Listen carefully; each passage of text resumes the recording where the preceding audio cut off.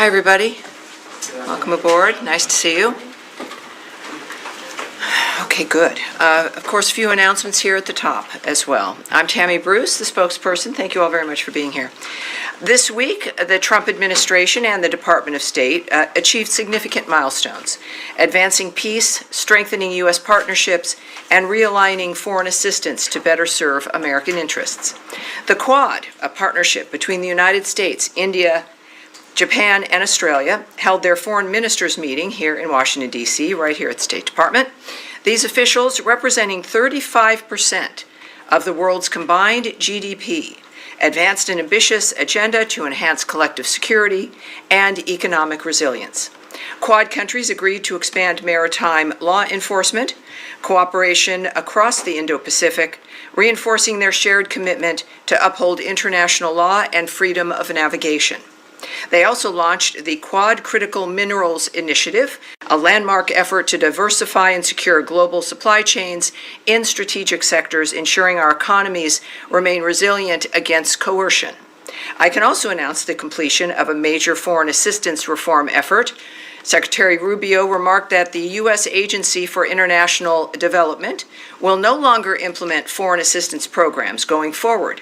The Department of State will take the lead on administering foreign assistance programs with a mission that directly advances our national interest, accountability, strategy, and efficiency. This restructuring puts U.S. taxpayers and American priorities first, marking a new chapter in global leadership. Tomorrow, President Trump will headline the kickoff of America 250 at the Iowa State Fairgrounds, launching a year-long celebration of our nation's 250th anniversary under the banner A New Era of American Greatness. The America 250 National Tour will bring community-focused celebrations to all 50 states and U.S. territories. Finally, this week, Americans around the world will join in celebrating our nation's independence.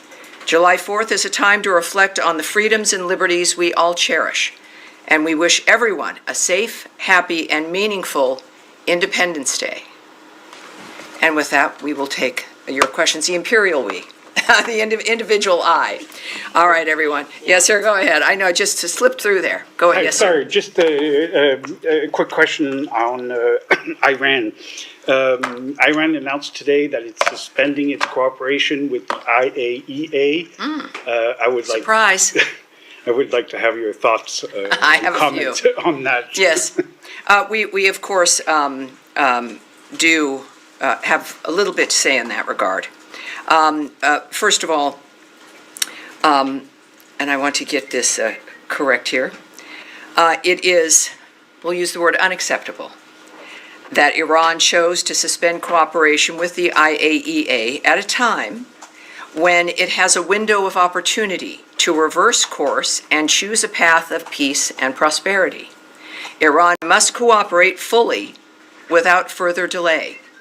Prior to the, as will the shutting down of your phone, that has to proceed without delay.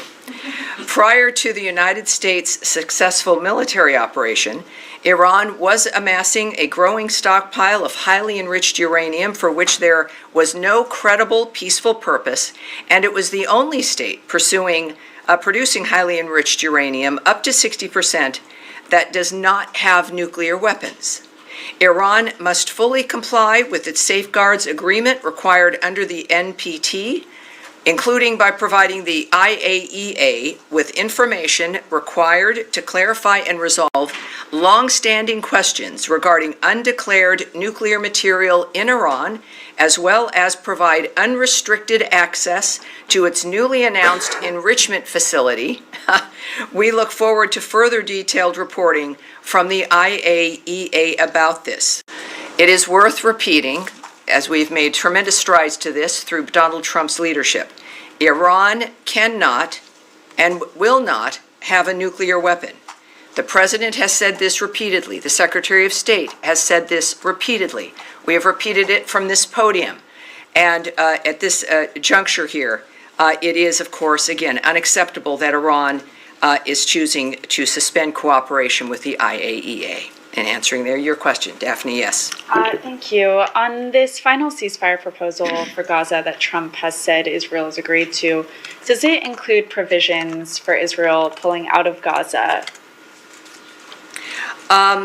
What I am going to, the president had a message about that from last night, and I'll read that for you, so we just get this on the record here. From the President, Donald Trump. My representatives had a long and productive meeting with the Israelis today on Gaza. Israel has agreed to the necessary conditions to finalize the 60-day ceasefire, during which time we will work with all the parties to end the war. The Qataris and the Egyptians, who have worked very hard to help bring peace, will deliver this final proposal. I hope for the good of the Middle East that Hamas takes this deal, because it will not get better. It will only get worse. Thank you for your attention to this matter. As far as your question about the details, I won't go into the details of what's in the proposal. Hamas has said that Israel must pull out of the enclave. How does the administration plan to reconcile this? Is that addressed in the proposal?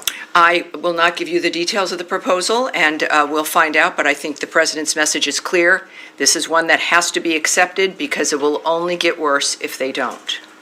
Yes, ma'am. Thanks, Tammy. A White House official told our colleagues that the Trump administration has paused certain weapons shipments to Ukraine. What was the State Department's role in making this decision to pause these weapons shipments? And are you concerned about the advantage it gives to the Russians? Well, traditionally, of course, I mean, our wheelhouse here is diplomacy. We don't make decisions about the shipping of weapons or the managing of weaponry during war. We have the Department of Defense. I would refer you to them when it comes to this kind of a decision. At the same time, we've got a few things I can say to you regarding this.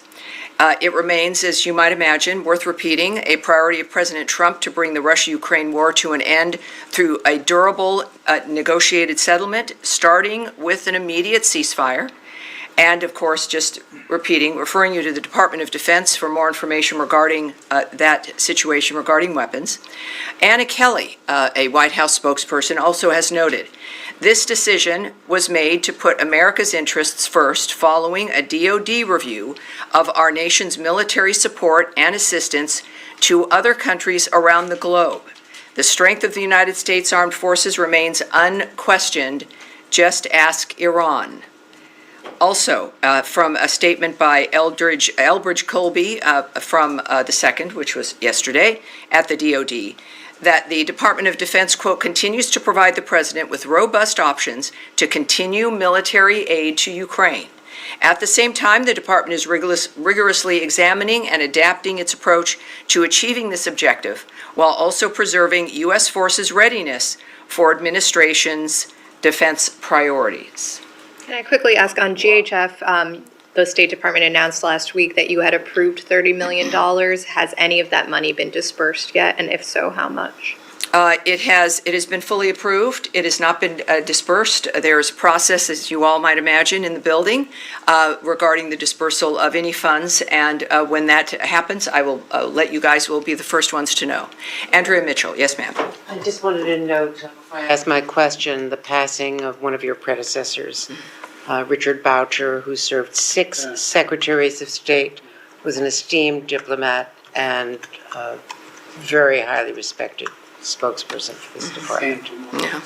Yes. We were there. Yes. Yes. Thank you. All right. Thank you, Andrea.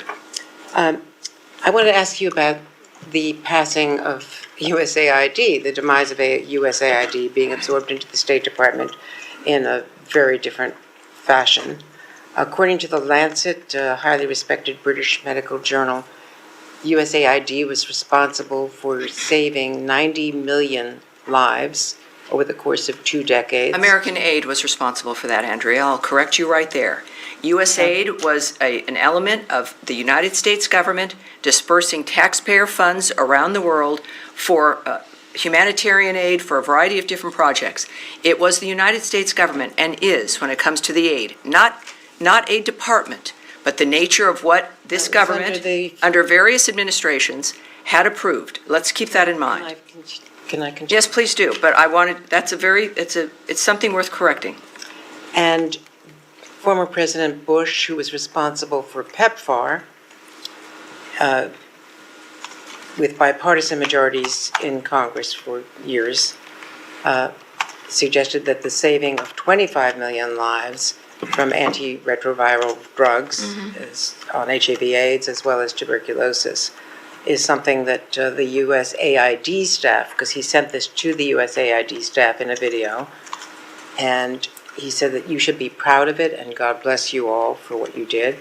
So I just want to ask you about how it is going to be reconstituted, because the secretary's writing on Substack describes it as wasteful and not fulfilling U.S. goals in broad categories. And it's contrary to what Republicans and Democrats have said in Congress for years. Yes, it is, inevitably, it grew into something that was beyond what it was meant to do. There's clearly some very good options and aid that was delivered, and that aid was maintained, but what we found was something that was unacceptable. We've been discussing this transparently from the beginning of the Trump administration and Secretary Rubio's State Department, that this, and I guess I'll have to repeat, that there is the past, things that happened in the past, certainly aid that went out that was beneficial, that has been maintained, and other aid that was not in line with America's priorities or what certainly the Trump administration and the Rubio State Department felt was appropriate. So they've taken action in that regard. It is also what I've said repeatedly, is even though the mechanism has changed because it grew unable to function in a manner where even auditing was something that was easy to do. There was a refusal to allow an auditing at the beginning of this administration. There was a sense that it was some independent organization, not something associated with the United States government. All of that is absurd. It led to, yes, a dramatic action to look at and to review and to audit the entity. We've done that. A great deal of aid has remained. A great deal has been suspended or cut entirely. It fit well within the nature of needing to reform the government as a whole via the president's executive order to do so and to save money. I'll repeat again, Samantha Powers, the last USAID director under the last administration at the end of 2024, complained in public statements that when she started, only 7% of aid money that was assigned to various projects and groups made it to its intended destination. And that's because of bureaucracy and layers of contractors.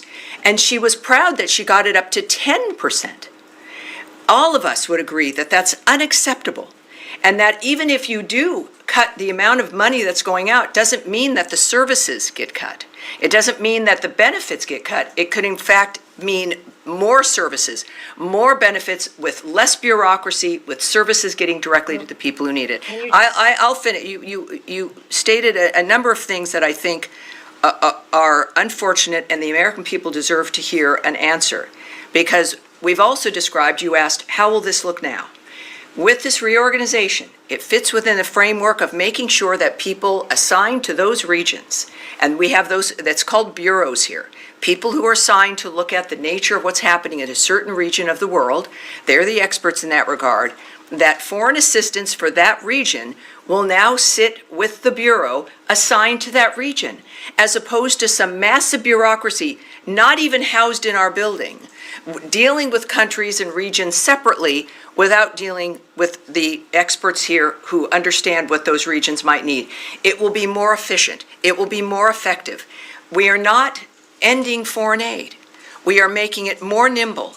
We are operating at the speed of relevancy to making sure that the millions and billions of dollars that we spend on aid get to where it is meant to go.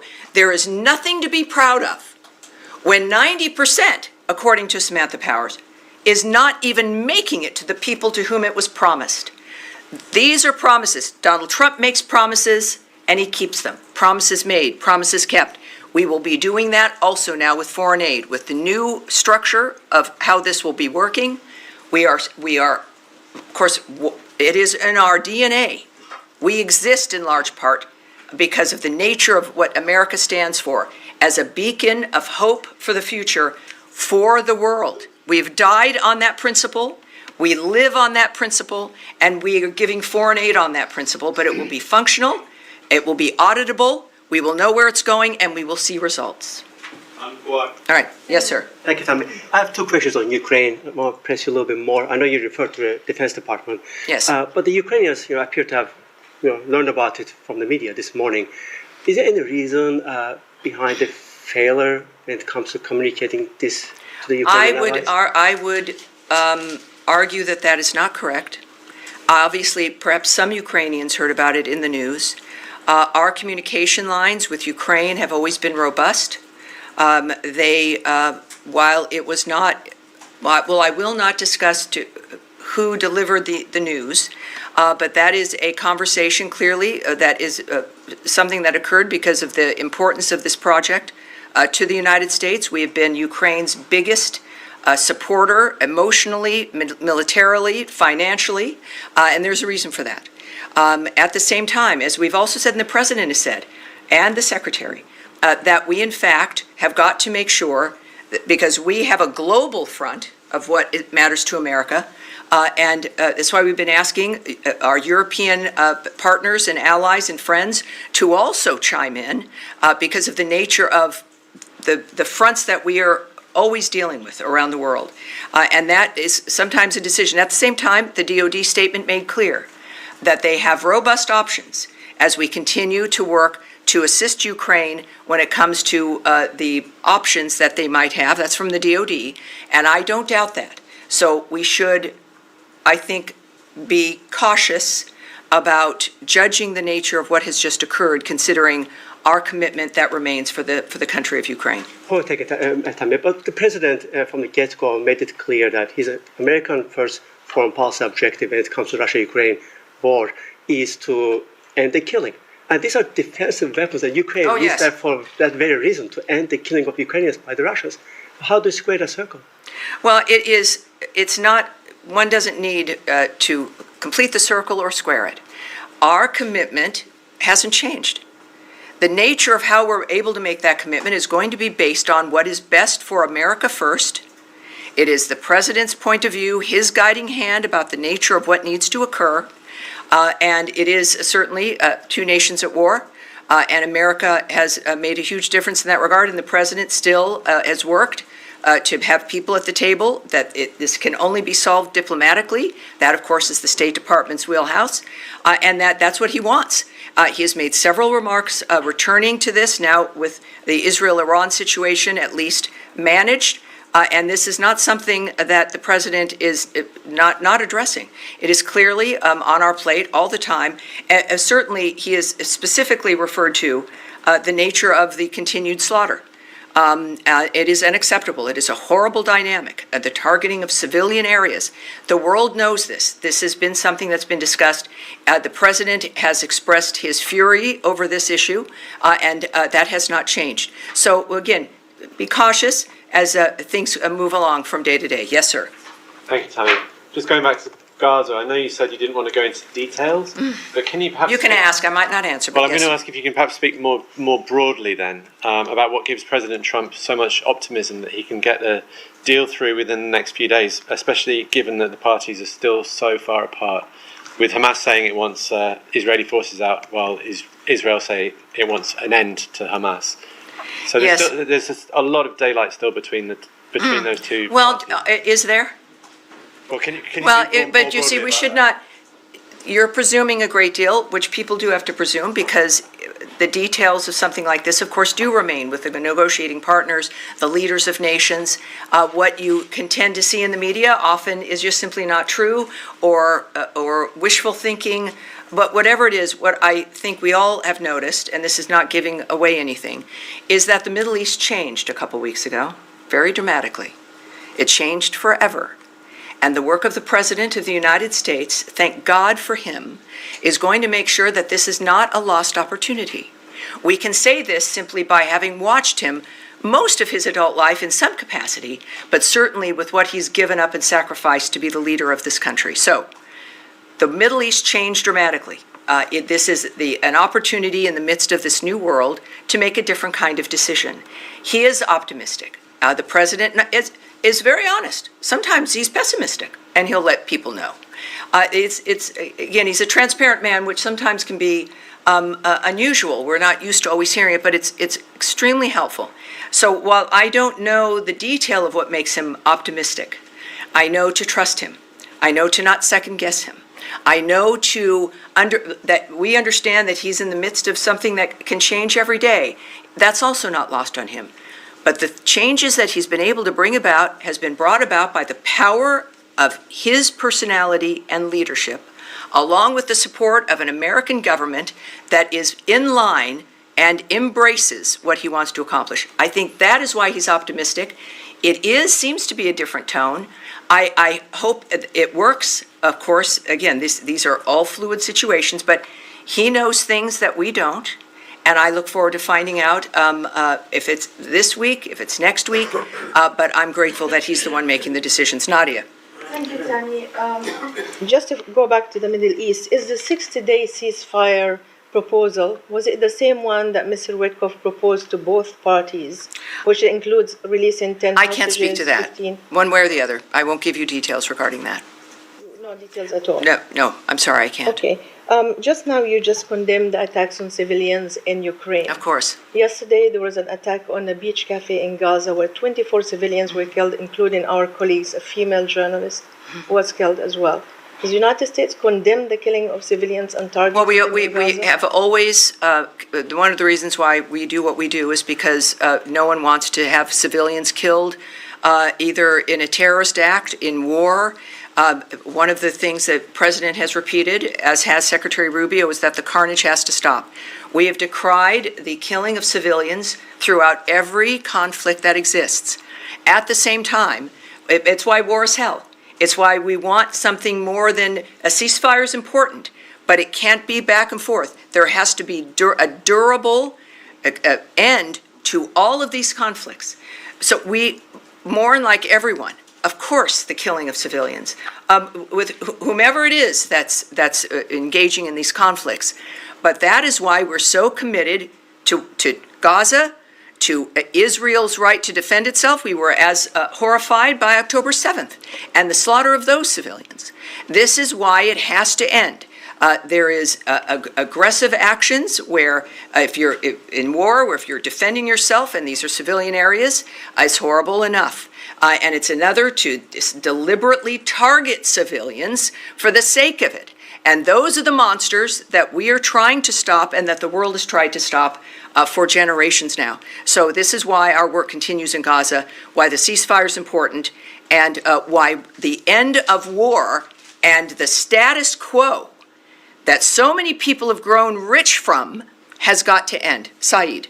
Thank you, Yes, Tammy. sir. WHO, the World Health Organization, said that 112 Palestinian children, many of them are newborn and so on, are sent to whatever remains of the hospital because of malnutrition. It's because the aid is just not getting through.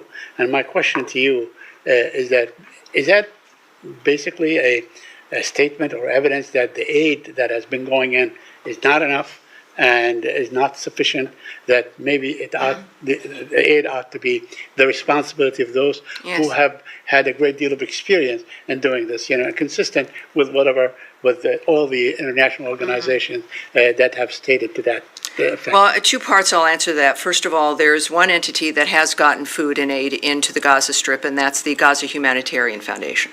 We know this. This has been a fact of the matter. And that's, I think we're now up to 56 million meals distributed. So it's still within a war zone. We had a ceasefire that Hamas broke. I would say on the other issue, when it comes to the horribleness of what happens in a war zone, in this case in Gaza, it is occurring because Hamas refuses. It broke a ceasefire on October 7th. It broke another ceasefire that was attained for the Gaza Strip. It is now refusing, at least up to this point, prior to the change in the Middle East, to continue to agree to another ceasefire. They maintain their firearms. They are maintaining hostages, people they've kidnapped. And so, yes, it is horrible. And it's something that we are working to stop. But I would say regarding aid, we'll just make an admission here. It will never be enough. There will never be enough aid going into a war zone.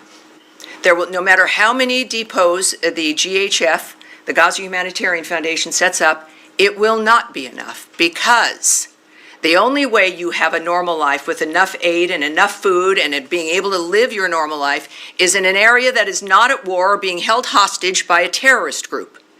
So to attempt to normalize the environment that is under this horrible cloud of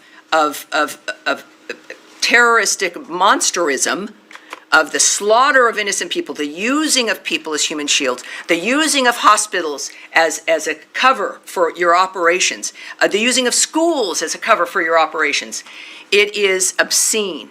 It is inhuman. So what we do in the midst of that environment will never be enough.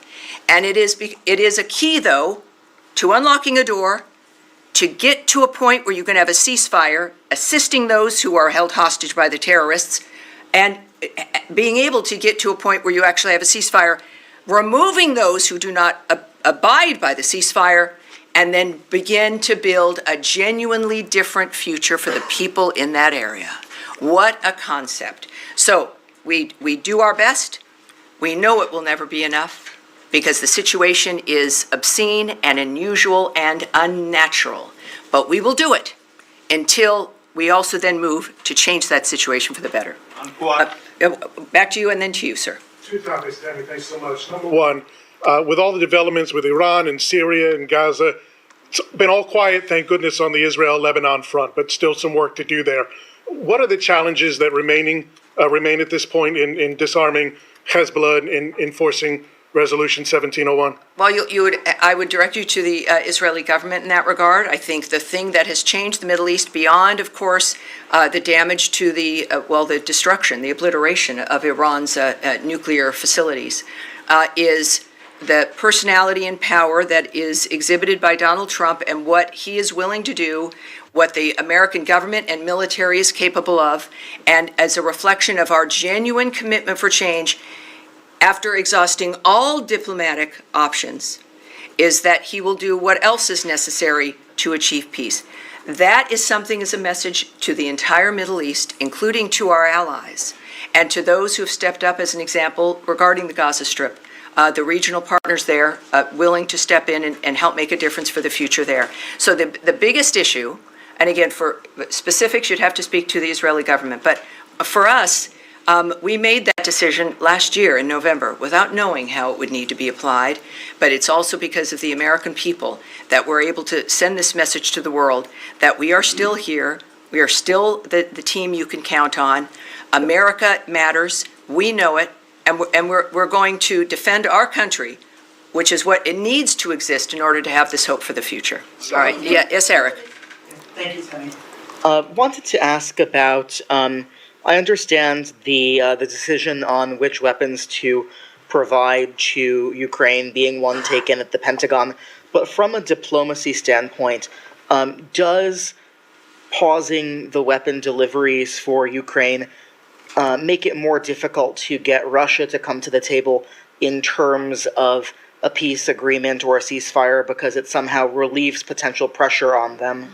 It's a very good question, but it's good that it's not going to be a factor because we haven't paused sending weapons to Ukraine. This is one aspect, one situation, one event that has been changed. As you heard from the DoD, there are multiple robust other options and efforts regarding the Ukrainian situation with weapons. Again, I don't speak for the DoD. I can only refer to their statement and to what they've stated very bluntly. The president has also indicated his remaining commitment regarding Patriot missiles. This is not, I will reinforce this is not a cessation of us assisting Ukraine or of providing weapons. This is one event in one situation, and we'll discuss what else comes up in the future, but be wary of painting too broad a brush there. All right. And another, sorry. One more. You just a few minutes ago put out a statement about about Secretary Rubio's phone call with the foreign minister of Mexico, Juan Ramon de la Fuente, in which they spoke about issues relating to transnational crime, terrorist organizations of which the Mexican cartels were declared in the first days of this administration. We were busy. Yes. I was wondering if you could talk about the importance of the relationship with Mexico, but in particular the designation by the Treasury Department of Mexican banks that were involved in money laundering, and whether that was part of the discussion between the secretary and his counterpart. Well, other than what was on the readout, and for the Americans watching this, you too can see the reports of phone calls and meetings that we have. We put out things called readouts, which give some detail of a phone call. Not everything, it's not a transcript, but you can go to state.gov, here I go, and you can subscribe, and you have a lot of different options. You can get statements by the secretary, you can get schedules, you can get just all kinds of things, and I encourage everyone to do that. But I would say that it's clear that we have an excellent relationship with Mexico. We have, and they've been very helpful regarding the border. The conversations are good. Of course, we've made some designations which help this country, but also the world, in recognizing certain foreign terrorist organizations for being such, and certainly criminal cartels. So I won't give you any more details about the call than what was publicly distributed, for the most part, but I can tell everyone that our relationship is excellent, and this, of course, is part and parcel of the Secretary's theory regarding diplomacy, is that it's about people and it's about relationships, and we reinforce that all the time. I have a feeling I will never again hear from Matt Lee if I don't call on him because you seem to, maybe it's you have a shoulder issue, that you can't raise your hand. Did you have, like, I had torn rotator cuff surgery once, and it was very difficult to raise my hand. Well, actually, I do have a bruise on my elbow. Well, that's because you're sitting with your elbows on the table, not raising your hand. What can I do for you, sir? Well, actually, I have a very easy question. Is Secretary going to be joining the President and Prime Minister Netanyahu at the White House on Monday, or does he have other plans? The Secretary's schedule I can't discuss at this point. Sorry, it was an easy question and an easy answer. Okay. Is that the depth of it? Yeah. All right, sure. All right. Now, wait, hold on one second. You, sir, and then you'll go. Go ahead. Question on Iran. As you mentioned, Iran's nuclear program has been shattered by the U.S. and Israeli Has attacks. been past tense, but yes, but go ahead. The Iranian foreign minister has asked for assurances from the U.S. that there will be no attack on Iranian soil if the talks are going to be resumed, if there's going to be a resumption of talks between Iran and the U.S. What's the U.S. stance on this? Well, again, I'm not going to get ahead of my skis here and preview for you what the Secretary or the President might decide, because it certainly is in the President's hands.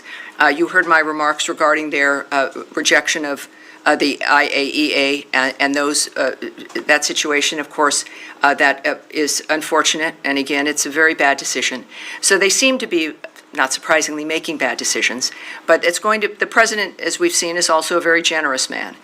He cares about all the people, and he knows Iran can be great again. And yet that's going to be up to the Iranian people. But so far, I can't discuss what they may or may not do in that regard. But well, I'm sure we'll hear from the President as well. All right, yes, ma'am, in the back. Thank you very much. I have a question on the West Bank. Israeli Justice Minister Yair Lapid today said that the time has come to annex the occupied West Bank. Do you have any reaction to this, and what is this administration position on a potential